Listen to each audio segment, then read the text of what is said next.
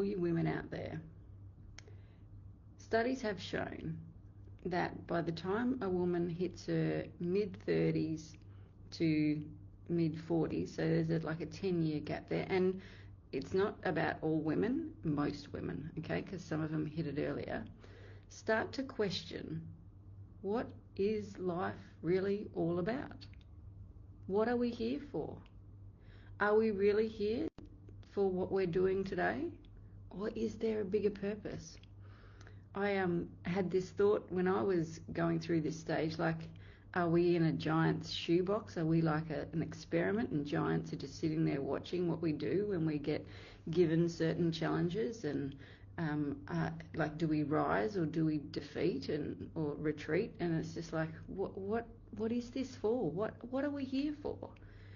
And it was when I was around my 40s, like it was close to that, when I was getting close to 40, I was like, okay, average life expectancy is 80, and it's probably 90 or so now, but anyway, I was thinking it's 80, my life's half over, I haven't done half the things that I want to do, I better get moving.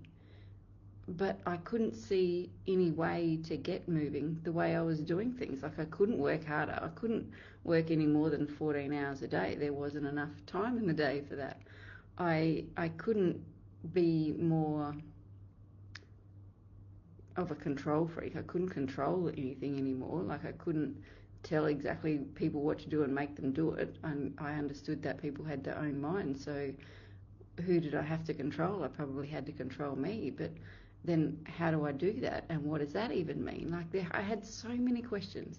And I came up with this realization one day. I thought, you know what? Everything that is on this earth, we have, like, you think about this coffee cup, AirPods, we didn't go anywhere else to get the materials to make it. Everything was already here. All we had to do was decide that we were going to make these certain things.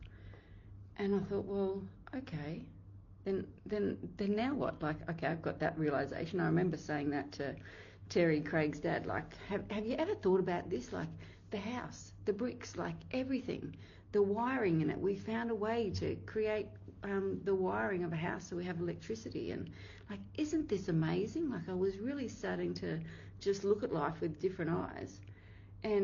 But I still wasn't doing anything different. Like, I still was whinging and complaining, and I was a bit of a victim. Now, I had come a long way by the time I was 40, don't worry. But there was just this wondering, like, what is this?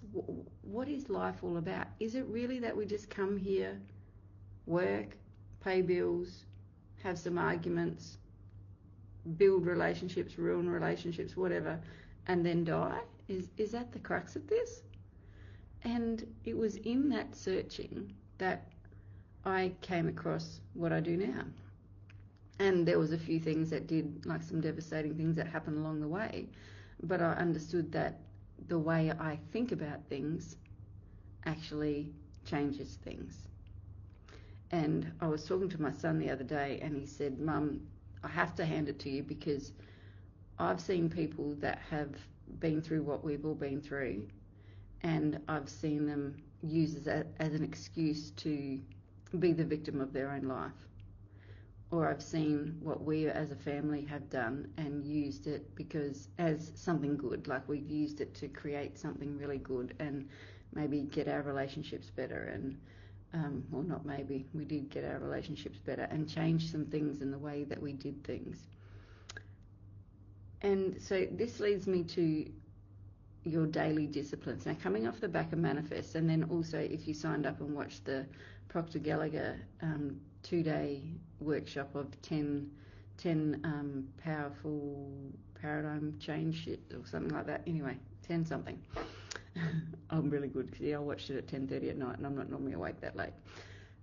So I've watched that and I just think the biggest problem is people are not disciplined enough to change something every single day, like change the same thing every single day until it becomes a habit.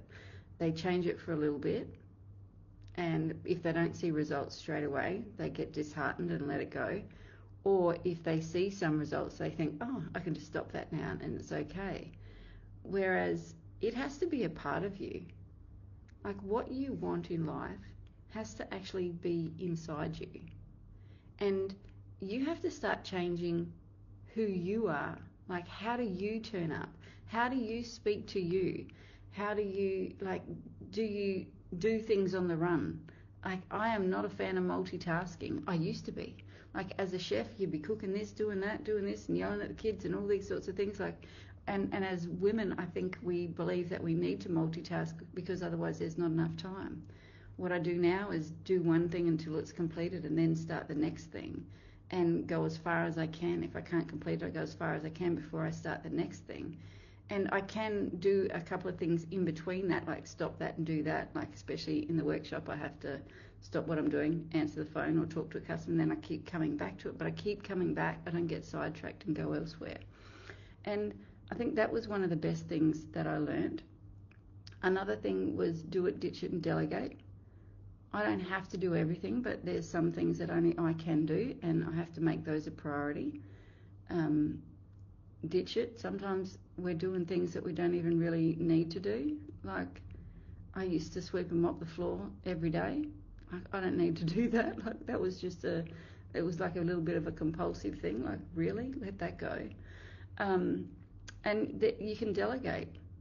There are other people around you that are probably even better equipped than you to do things, or are waiting for you to ask them to step up, because we are goal-seeking organisms. We want to go out and hone in on something and get it or get there. And if you think about, if you're driving on a trip, your whole focus is getting there to the end. Like, and think about a holiday. We book holidays because we can see in our mind the picture of us maybe sitting on the beach or having some fun times with these people, or having cocktails by the pool, or going into the snow, or sitting under the northern lights in one of those igloos, or whatever. You decide to go on a holiday because of the picture. Use that same thing in your life. Like, make a picture for the end of today. Where do you want to be by the end of today? What do you want to hear? What do you want to smell? What do you want to taste? What do you want to be able to touch? What do you want to feel at the end of the day? And then line up with that and be that person today. Be that person right now. And ask yourself, because you've got all the answers, ask the version of you that got to the end of the day and, like, won the day, really kick-ass day. You say, what would I have done? What would I do differently today? It probably would be go out and move your body if you're not already doing that. It would be, like, eat a bit better. It would be, if you're part of my group, like, use your pen and paper and get really clear on what you want and where you're going. And there would be some certain things that you would not get involved in. Like, the higher version of you, the person that wins, is going to say, let's stop talking this. Oh, excuse me. That's my alarm to do a certain job.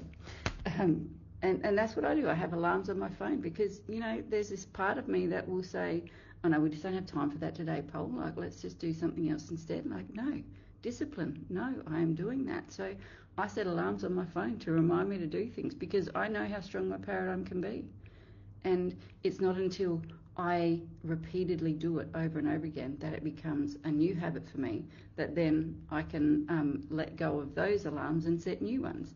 But that's another thing that a lot of people do. They set so many things and then they lose concentration. Like, you can see why people set New Year's resolutions and they set like 5 things. I'm going to do this, this and this.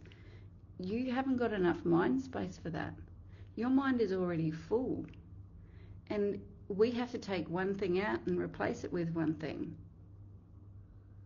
You can't just go and delete one because that space will automatically be filled up. So we have to put something else in its place. So if you wanted to maybe stop drinking as much, I did that. I had to do that for a few years because it had become something that I relied upon and something that I used to escape.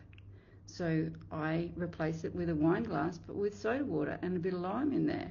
That was like, if I had just gone with nothing, there would be an emptiness and maybe overeating or doing something that was on the same level of that would have taken its place, so I replaced it with that.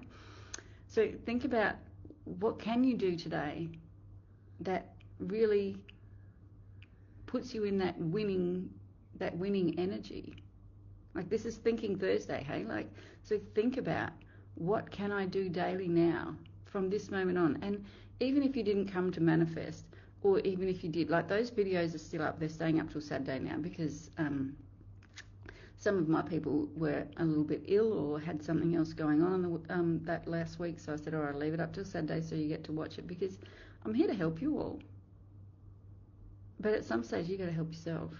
And you've got to draw a line in the sand and say, okay, from this moment onwards, I've chosen these habits that I'm going to change, and this is what I'm working towards, and this is what I'm going to do. And you've got to hold yourself to it, because nobody else will. You know, those around you will try and hold you back. Like, I see this in WildFit. People say, okay, I'm going to stop eating this, and then people come back like, oh, you sure you don't want one of these cookies? You sure you don't want a coffee? You sure you don't want these things that maybe we're taking a holiday from? And they try and talk you into it. Like, your friends are probably drug dealers, not as in drugs itself, but they're trying to push the things that you used to do onto you. Oh, come on, we always have a drink on Fridays. Oh, what are you doing differently? Why aren't you doing this? Oh, come on, we always go for a coffee on Mondays. Like, and you're working to change that. They're going to push it on you. This is where you've got to go, hang on a moment, who am I doing this for? Am I doing it for them, or am I doing this for me? This is my life. And I want to feel certain things at the end of the day, but you have to do it. I can't do it for you. Nobody else can do it for you. Nobody else can make you do it. It has to be something that you decide to do.